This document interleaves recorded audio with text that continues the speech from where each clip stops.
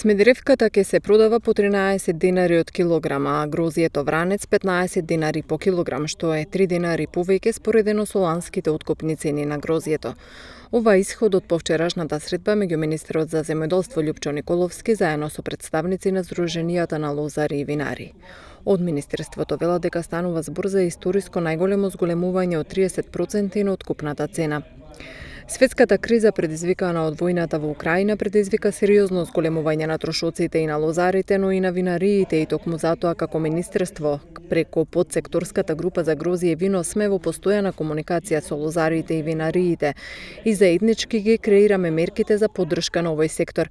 За нас како министерство, но и за државата од стратешка важност е винскиот сектор, чиј извоз позитивно влијае во јакнењето на домашната економија.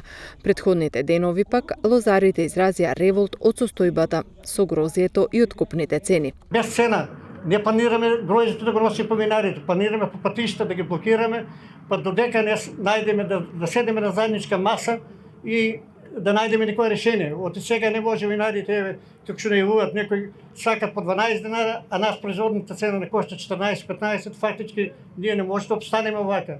Финансиската поддршка за лозарство, која министерството ја обезбедува преку мерката за одржување постоечки површини со лозови насади, изнесува 40.000 денари по хектар, односно 48.000 денари по хектар за земјоделски стопанства со пријавена површина за финансиска поддршка од минимум 1 хектар до максимум 10 хектари.